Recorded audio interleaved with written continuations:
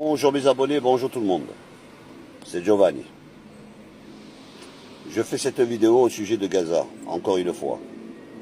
Alors écoutez, j'étais en train de réfléchir à une chose. Si le gouvernement français et les autres gouvernements ne bougent pas leur cul, nous, le peuple français, allons bouger. Car, comme on dit, ce sont les plus riches qui sont les plus radins. Et on dit aussi que ce sont les plus grands présidents les plus feignants. C'est des gros enculés en fait. Alors je voudrais vous dire,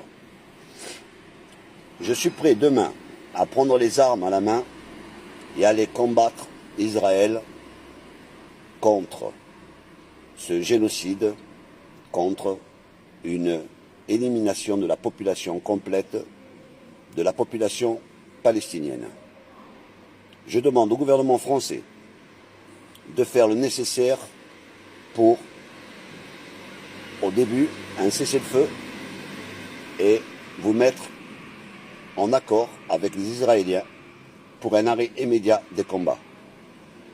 Car c'est inadmissible, c'est un scandale et une honte à vous, peuple, qui combattez auprès des Israéliens, qui violez des hommes, des femmes et des enfants, qui assassinaient des femmes, des hommes et des enfants, qui persécutaient, qui, surtout, vous violez des anges, vous faites du mal à des enfants, vous envoyez des bombes avec des flammes qui enflamment des gens qui tuent beaucoup d'enfants.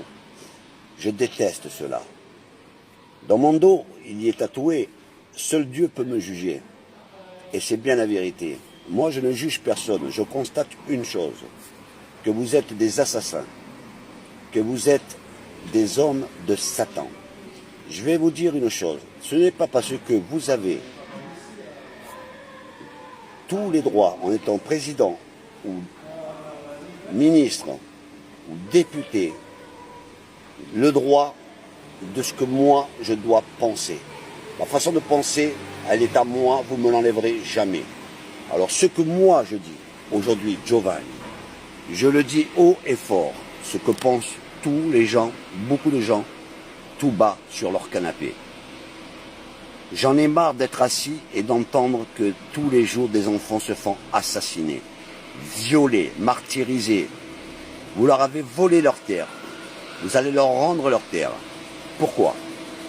Ne dites pas que si moi je prends les armes et je vais combattre les Israéliens en Palestine, ne dites pas que je suis un terroriste si je reviens. Si Dieu a décidé de me prendre au paradis, il me prendra, et même en enfer. Au moins, toutes les bêtises que j'ai faites sur terre, Dieu décidera de mon sort, personne d'autre. Et ne dites pas que je serai un terroriste. Car, pourquoi ceux qui vont combattre en Ukraine, il y a des centaines de Français, vous les considérez comment? Comme des héros?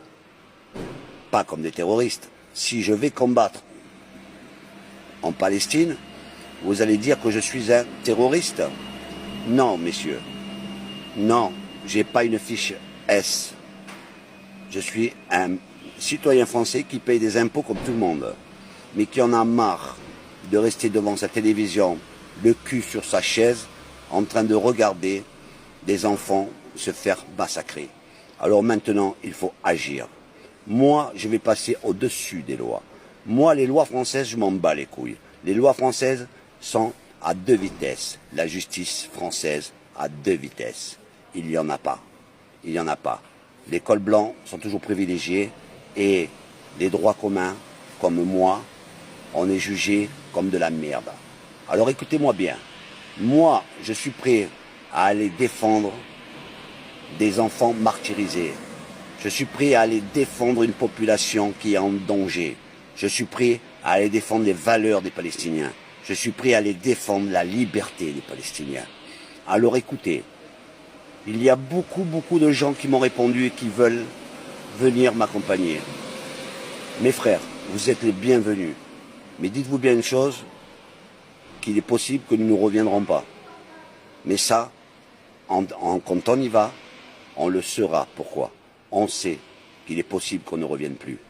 Mais Dieu, lui seul, pourra me juger. Que ma mère me pardonne, mon père comprend, mais je suis sur terre pour faire quelque chose et mon heure est arrivée. Alors, tous ces putains de cols blancs, tous ces présidents de la République, en que de la bouche, en que de la parole, ils sont là juste pour nous sucer la bite pour les votes, pour qu'on leur donne des bulletins de vote dans les urnes. Moi, dans les urnes, je pisse dedans.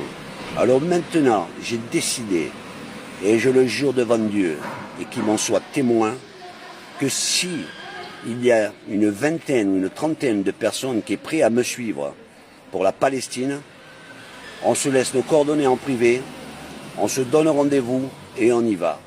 Pourquoi? Nous allons voir si M. Macron, tout président qu'il est, a-t-il une puissance mentale, physique, psychologique sur le mental des Israéliens. Nous verrons bien s'il leur cire les chaussures, leur suce la bite, ou alors va-t-il venir défendre ces Français qui se font massacrer comme des chairs à canon en Palestine, comme nous par exemple. Il y aura peut-être des Anglais, des Américains, des Sénégalais, des Tunisiens, des Marocains, des Algériens. Vous êtes les bienvenus, mes frères. Il n'y a qu'une chose. Il n'y a que Dieu et son prophète Mohammed qui pourront décider de mon sort. Moi, j'ai décidé de défendre une terre de sang. Et j'ai décidé de défendre des opprimés.